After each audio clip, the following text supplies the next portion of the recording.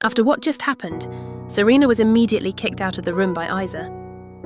Instead of being offended, she found him unbelievably funny. She crossed her arms and muttered that he was the weird one for drinking such strong alcohol. A respectable man who always looks so perfect. Turns out he can make that kind of face too, she thought, feeling strangely amused. She laughed to herself, still picturing Eiser's shocked and speechless expression. But her laughter suddenly made Raoul freeze in fear. He had no idea what she was laughing about, and that honestly scared him more. Serena quickly regained her composure and started explaining about the 8 honourable families. Her mind drifted to the past, the beginning of the Serenity family business. Long ago, the Serenity family had been a prestigious aristocratic house. They controlled several territories in the kingdom, but when the caste system collapsed, they made a bold decision.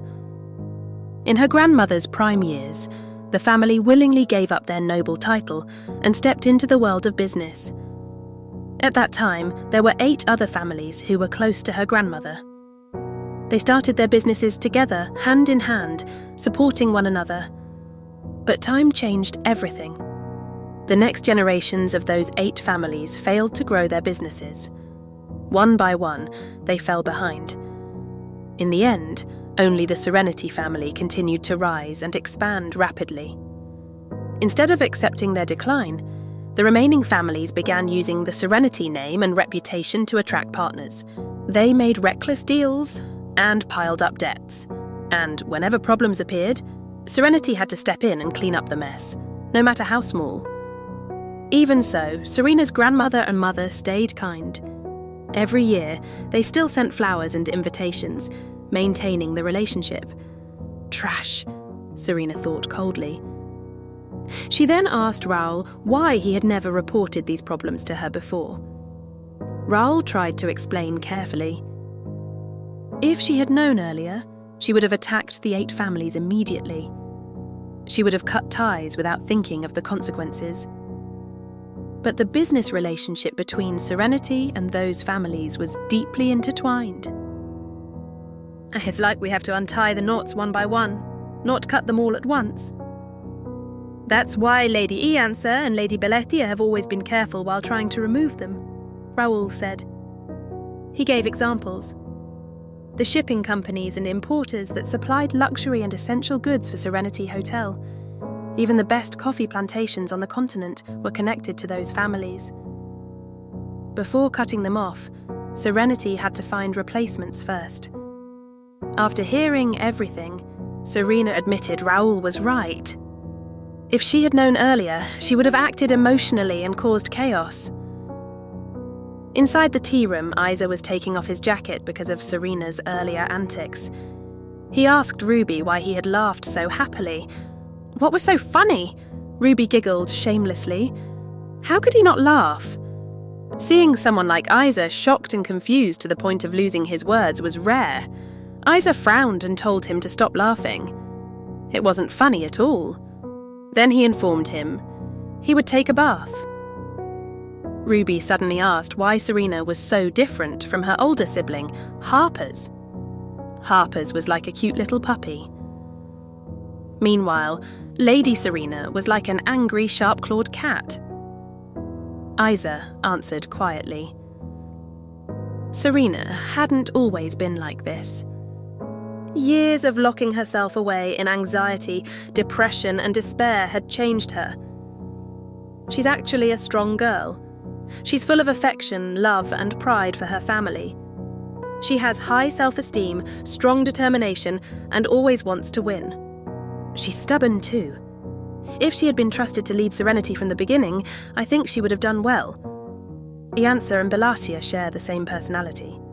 Those qualities are exactly what a leader needs. Ruby remembered that Harper's always described his little sister as cheerful and full of laughter. He praised Eiser for understanding Serena so well. He truly had sharp judgment when it came to people. Eiser fell silent. Maybe it would have been better if he had never known the real Serena, if he had never heard Harper's request. Then he could have remained just another stranger to her. If I let her handle her duties from now on, she'll slowly return to herself. From the start, That child needed to stand in her rightful position in order to truly live. A few days later, at night, Serena entered her bedroom looking exhausted. She carried a thick book. "I feel like my body is going to break. I've never been this tired," she complained, as Frederick welcomed her. "Even when I was still dancing ballet, I was never this exhausted," she added. Frederick asked why she had stopped dancing ballet.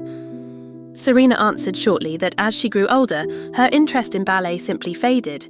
She then said she would stay up late to read the book she brought. Frederick teased her, asking if she could really memorize everything after reading it once. Serena proudly said she had once been the top graduate.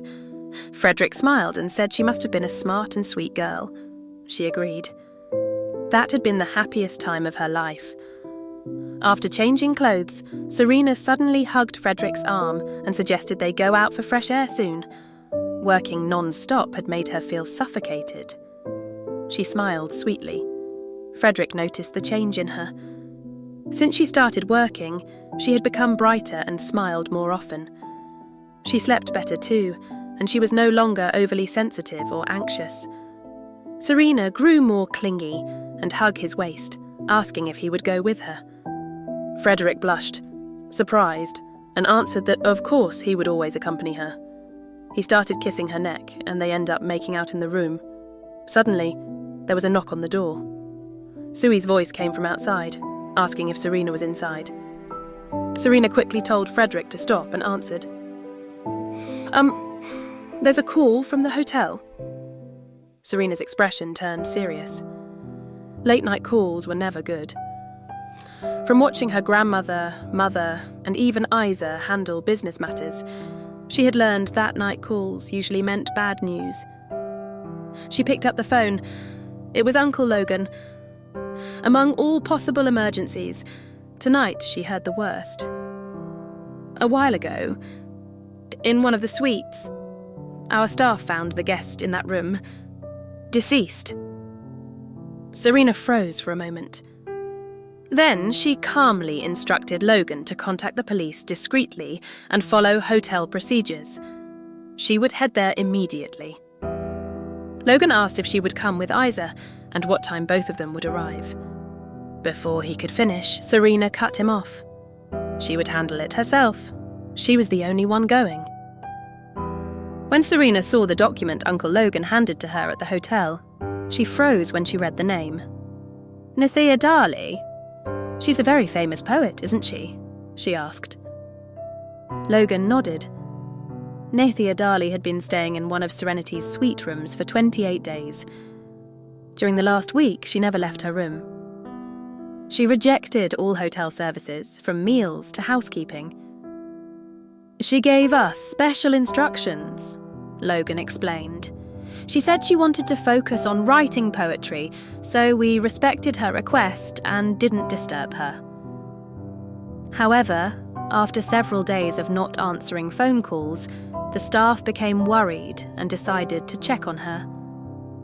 That was when they found her lifeless. She had taken her own life. Beside her were her will and her personal belongings. Serena swallowed the heaviness in her chest. "May I see the will?" Logan handed it to her. Suicide cases in hotels are not uncommon. That's why I'm always cautious and on guard. But even so... In the letter, Nathia wrote about how much she missed her hometown. She wrote about her loneliness and the sadness she had been carrying for so long. Serena quietly thought that this must have been the depression she suffered as an artist. Logan expressed his condolences and disappointment. No matter what, the hotel would be affected by this incident. The staff member who found her was traumatized. He also said he would try his best to prevent the news from spreading. Then he mentioned another issue. Only 30% of Nathia's total bill had been paid. Serena stayed calm. "Please contact her family first," she said. "Also confirm whether she truly isn't from this kingdom. She mentioned her hometown in the letter." She continued giving instructions. "Clean the suite and restore it to its original condition. give temporary leave to the employee who found her, and make sure we fully cooperate with the police." Even though she spoke steadily, Serena was worried. Nathia was a well-known literary figure. The consequences would not be simple. A few days later, Raoul handed the morning newspaper to Eiser in his office. "The situation at the hotel isn't good," Raoul reported. "Many guests have cancelled their reservations. We are suffering significant losses." He hesitated before asking, "Is it really all right if we continue to stay silent?" Eiser answered calmly, "Let Serena solve this problem in her own way. From now on, we need to slowly trust her with the hotel management and even matters of the mansion. You and I will focus on our own responsibilities." Raoul agreed. Then he added, "The president-director contacted us. You've been waiting for his response for a month. He asked to be called back in 30 minutes. Eiser immediately made the call and arranged a dinner meeting. Originally, he planned to invite the president-director to the hotel, but because of the suicide article about the poet, he decided not to. The president-director also invited Lady Serena to come, and Eiser replied, "I understand, I'll bring her. Even by car, it would take the whole night to reach the president-director's residence. We're asked to go together. But will Serena want to go with me?" He wondered. Meanwhile, at the hotel, Serena carefully reviewed the tile installation documents that had been discussed earlier before signing them. "Is it true that Eiser said I should sign this myself?" she asked Logan. "Yes, that's correct," Logan confirmed. He then gave an update about Nathia Darley's identity. "She's indeed from outside this kingdom. However, her home country is closed off and prone to conflict. It won't be easy to locate her family. It will take time." Serena sighed softly. There were still things she wanted to ask the family, but for now it was difficult. "The remaining issue is the newspaper headline," she said. She grabbed the newspaper and tore it apart in anger. The article had casually referred to Serenity Hotel as a graveyard and showed no respect for the deceased. "I'm sorry," Logan said. "Even though we tried our best to hold the news back, it still became the main headline, and the article is extremely provocative." As Serena thought about it, she suddenly realised something. The owner of that newspaper was the wife of one of the 8 honourable families. They did this because they were upset about not receiving an invitation to the hotel's anniversary celebration this year. Serena clenched her jaw. The influence of the 8 families stretched across many industries in the kingdom. By choosing to stand against them, they had chosen a difficult and exhausting path. 4 other suite rooms are now empty, Logan added. No one wants to book them. And the reporters gathering in front of the hotel are making guests uncomfortable. "I think it's time to make a change," she said. Since the hotel returned to its glory days, its image had become stiff and uninteresting. She was grateful that business had been stable, but without innovation, it would eventually become dull. "This is my first time facing a problem like this. I don't know what the perfect step is, because there is no 100% correct answer. So instead of staying silent and doing nothing, I'll solve it in my own way," she thought, while answering Logan's question about the solution. "We will make use of the poet's fame," Serena continued explaining her idea to Logan. "Since things have already come to this, there's no need to hide it anymore. After all, we have something the poet left behind at our hotel." She was talking about the poem Nathia Darley had left for them. It was an unpublished poem, given as an apology because she could not fully pay her hotel bill. The poem was titled Nostalgia. "Let's share the poem with many people," Serena said to Logan. According to her, even just one verse from the poem was enough. The line that mentioned, "inside this beautiful hotel." She suggested displaying the poem in the hotel gallery so everyone could read it, both guests and ordinary visitors. Serena also instructed Logan to officially invite the media. Every newspaper should be invited, including Mackin, the paper owned by the wife of one of the 8 honourable families.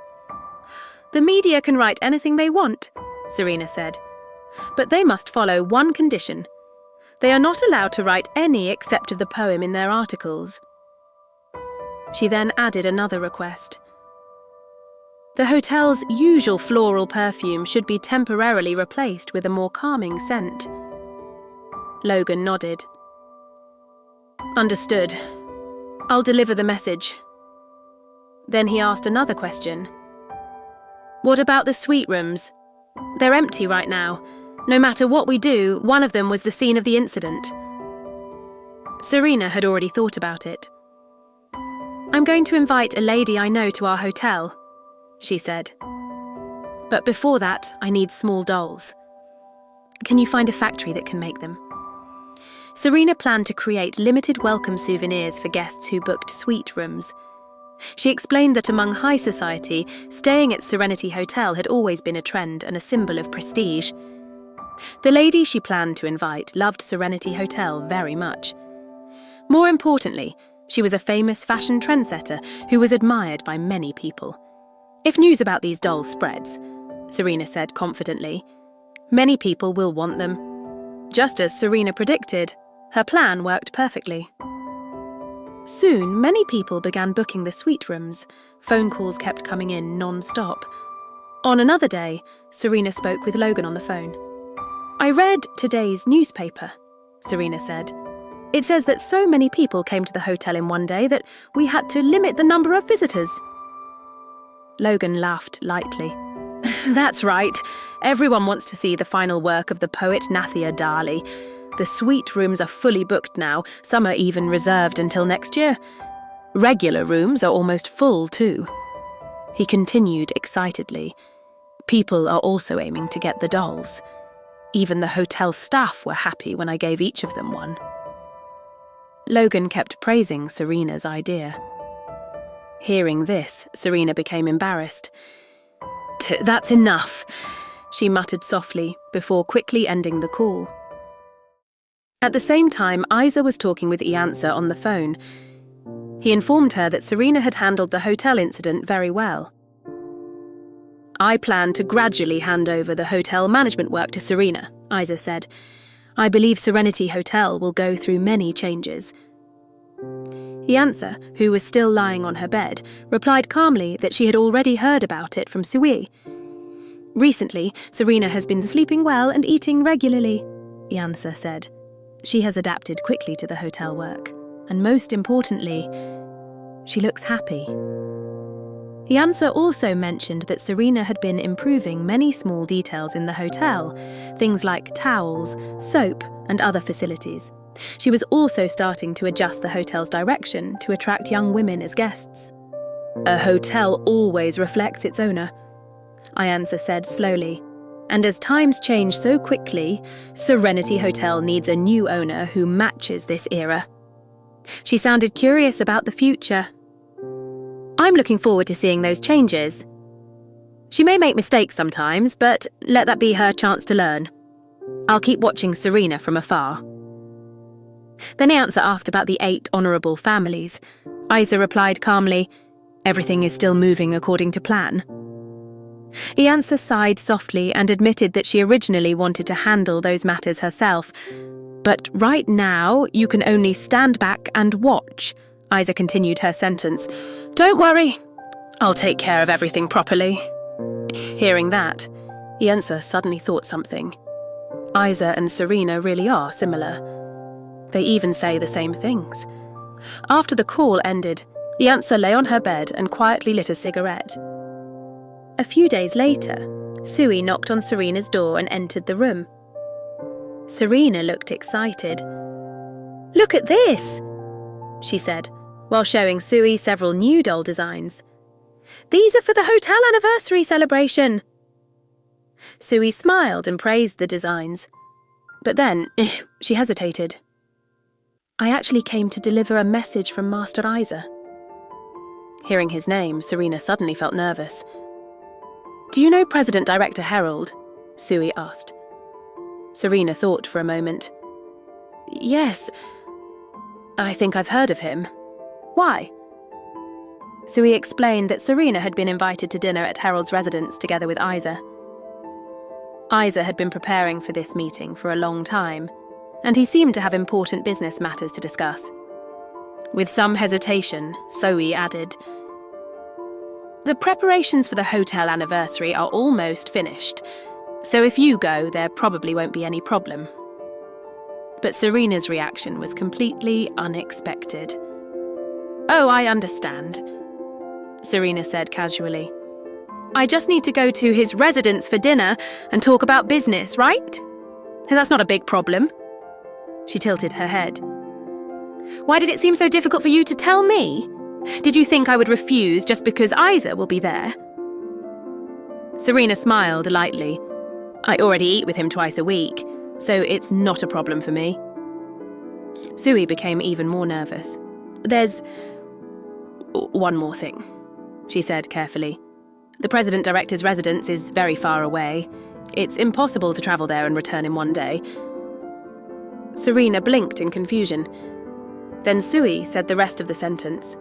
"If you go, you will have to stay overnight with Master Eiser." Serena froze in shock. Since she was young, she had never stayed overnight outside. The only exceptions were family trips when she was a child, or staying at Iansa's mansion or the hotel suites. But she had never spent the night with another person. She had never bathed, dressed, or prepared herself completely alone before, and this time, it would only be her and Eiser. Zoe was worried that something might go wrong between them. "You two will have to sleep in the same room without me or Frederick," Zoe said carefully. "What will you do?" She looked at Serena with concern. "Will you still go?" Serena's mind suddenly filled with one thought: Eiser and I, staying overnight together. In his office, Eiser looked surprised when Sui delivered the news. "Serena agreed to go with me, you said? Even though she knows we'll have to stay overnight?" he asked. Sui nodded. Eiser knew very well that Serena didn't like travelling with him. But if it was for business, she was willing to do it. Yes, she really is that kind of person, he thought. Then Sui handed him a letter. Eiser immediately looked at it with a cold expression. "Didn't I tell you not to accept or deliver letters from this person to me?" he said sharply. Sui looked nervous and slowly explained. "The message said this would be their last letter, and they asked me to make sure it reached you." At the top of the letter there was only one initial. D. Eiser didn't react much. "Just leave it there," he said. Sui quietly placed the letter down and left the room. As she walked away, she thought about the sender with the initial D. For many years, that person had sent letters to Eiser regularly, once or twice every month. But Eiser had never replied. In fact, he never even read them. Sui couldn't help wondering who the sender really was, to make Eiser react so coldly. Inside the room, Eiser stared at the letter for a moment. Then he burned it. Meanwhile, at Serena's private room, a servant knocked on the door. "My lady, Master Ruby has come. He wishes to see you for a moment." Serena frowned. "At this hour? Ruby came to see me, not Eiser." She was already thinking of excuses to avoid the meeting, but Ruby suddenly greeted her and opened the door. He said he came to retrieve the handkerchief Serena had borrowed from him before. Serena stared at him sharply as Ruby calmly sat across from her. Ruby started with some small talk. He said he wanted to become friends with Serena, since they might work together in the future. Then he casually mentioned Serena's personality, being very different from her older brother, Harper's. Ruby said he used to be very close friends with Harper's. Serena immediately became guarded. Talking about her brother wouldn't help Ruby get closer to her. But when Ruby continued and mentioned the story about Serena confessing her love at 12 years old and getting rejected, Serena reacted instantly. Ruby found her reaction amusing as she stubbornly tried to defend herself. Ruby then spoke more seriously. "Lady Serena, you hate me very much, don't you? I understand that. I know why you feel uncomfortable and don't trust Eiser. Because of that, you probably feel uncomfortable with me too, since you think I might do the same thing he does." Serena listened quietly. Inside her heart, she knew it wasn't exactly hatred. She just felt uneasy about becoming friends with him. She suddenly remembered someone from the past, a kind jewellery craftsman named Ceylon. She once had a good relationship with her, but when her family's accident happened and Serenity fell into trouble, Ceylon turned her back on them. She even complained about her losses and insulted Serena and Eiser. Even though many years had passed, the memory still hurt. Serena knew Ruby could be different from Ceylon, but Ruby was still Eiser's friend. If one day Eiser betrayed her or divorced her, then her relationship with Ruby would also become awkward. The kindness and smiles Ruby showed her now might become another painful memory. "I can clearly see the bad ending of this friendship," Serena thought.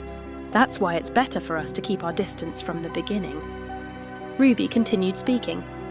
"If the business relationship with Eiser isn't enough reason, then think of me as your brother's old friend." He explained that he actually became friends with Harper's before he even knew Eiser. Harper's was a very precious friend to him, almost like family. Feeling awkward, Ruby then said, "Do you have any questions for me? I accidentally learned one of your secrets, so I'm willing to tell you one of mine as well." Serena became interested. "Does he have a weakness?" she asked. Ruby blinked. "Oh, you're not asking about me?" Still, he answered, "Of course, Eiser has weaknesses." Serena clarified, "I don't mean a physical weakness, I mean emotionally."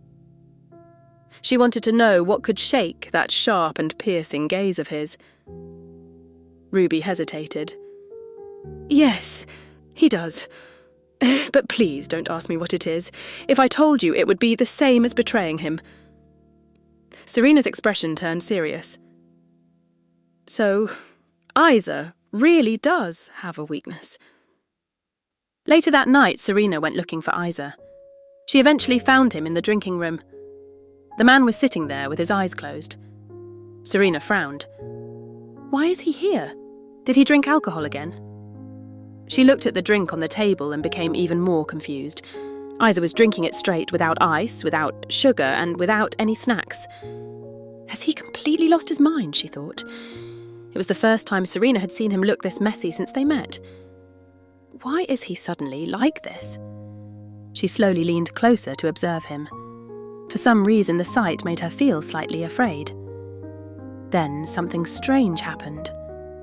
From Eiser's eyes, Serena felt like he wasn't looking at her. It was as if he was seeing another woman. Suddenly, he grabbed her hand. He softly called out a name, but the name was unclear. When Eiser suddenly grabbed her hand, Serena was startled. What's wrong with him?" she said as she quickly pulled her arm away. She looked at the man in confusion. What is wrong with this guy? But Eiser didn't respond. His body relaxed again, and he seemed to fall back asleep. He really is drunk, Serena thought, her heart still beating fast from the shock. She originally wanted to ask him something, but her instincts told her it was better to leave the room immediately. As she walked away, she noticed something strange. Her arm still felt warm where Eiser had grabbed it. Then she remembered something.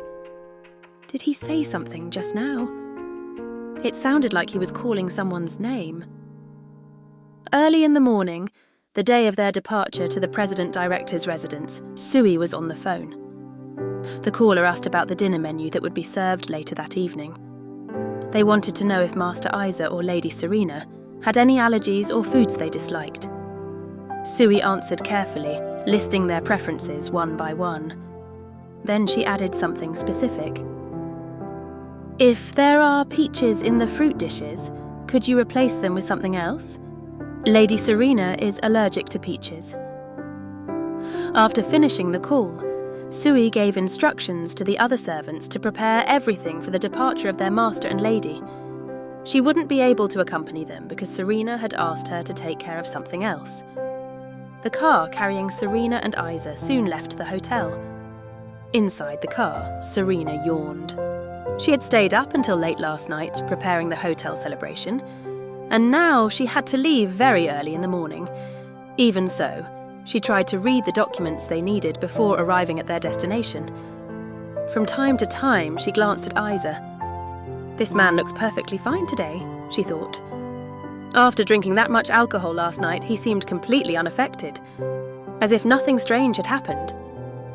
However, Serena noticed something else. Eiser looked quieter than usual, and colder. Much colder than before. Well, it's not really my business anyway, Serena thought, as she returned to reading her documents. But soon, her exhaustion caught up with her. Her eyes slowly closed. Her head began to sway from sleepiness, until it finally leaned against Eiser's shoulder. Eiser turned his head. He looked down at Serena coldly and pushed her head away with his finger. Serena's head bumped against the car window. She woke up for a moment, and then fell asleep again. Not long after, her head slowly dropped back onto Eiser's shoulder. Eiser sighed quietly. Next time, I should tell her to take better care of herself before an important meeting. What exactly did she do all night to end up this exhausted? He wondered. She would definitely be furious if she knew she was leaning on my shoulder right now. He looked down at Serena, who was sleeping peacefully against him. Then he remembered his recent conversation with Ruby. Ruby had told him that Eiser seemed to enjoy teasing Serena just to watch her reactions. He also said something interesting. "Eiser, you're someone who's very good at judging other people," Ruby had said. "But strangely, you can't seem to understand yourself." Ruby also mentioned that Serena had many hidden sides, and Eiser had the ability to see the real Serena behind all of that. Eiser had asked, "How do you know Serena has hidden sides?" Ruby answered calmly, "I can tell by the way people treat her sincerely. There must be another side of Serena that makes people behave that way toward her." He admitted that he felt the same way. "In my opinion, Serena is a very interesting person." At that moment, Ruby secretly smiled and teased Eiser, in his mind. "The one who's most interested in seeing the difference between the Serena outside and the Serena inside is you, my friend." Thinking about that conversation, Eiser became quiet. After he successfully restored the Serenity family, his life had started to feel boring. Everything became too easy. Even though he continued moving toward his next goals, nothing felt challenging anymore. Might that be why I started paying attention to her little by little? Because she is not boring at all. People who followed his orders quickly and skillfully always made him feel calm and comfortable. But Serena was the opposite. This girl always thought and acted in her own way. Even when things failed, she never gave up. That always makes me feel uneasy and irritated, he thought. It disturbs me and makes me uncomfortable, but at the same time, it also makes me interested in her. Silently, Eiser admitted something to himself, and without realizing it made me start liking her a little. At first glance, Serena looked like a girl who couldn't do anything properly, but in reality she could handle many things well. At home, she looked like a messy and childish girl. But outside, she could act like the dignified owner of Serenity. Her gaze is usually sharp and piercing, but sometimes it looks innocent, like the eyes of a sweet child. He also noticed something else. Serena was usually very cautious around him, yet now she was sleeping on his shoulder without realizing it. She also listened when he gave advice and worked diligently when he taught her something. Eiser quietly admitted in his heart, "Serena is someone who constantly annoys me. She disturbs my thoughts and makes me uncomfortable. Every time you show a different side of yourself, that's how I feel," he thought. he finally reached a simple conclusion. Maybe all of those things are the reason I started paying more attention to her. Because you colour my boring days. That's all. Meanwhile, at the kitchen of the president-director's residence, the servants were busy preparing the dinner. On the table there was a large pile of peaches. The president-director's second wife picked one up and looked at it proudly. "These peaches are very valuable," she said. "The president-director personally chose them for our guests." She took a bite. "It's delicious." Then she gave an order to the servants. "Serve these peaches at tonight's dinner." She smiled confidently. "I heard our beautiful guest, who will arrive tomorrow, loves peaches very much."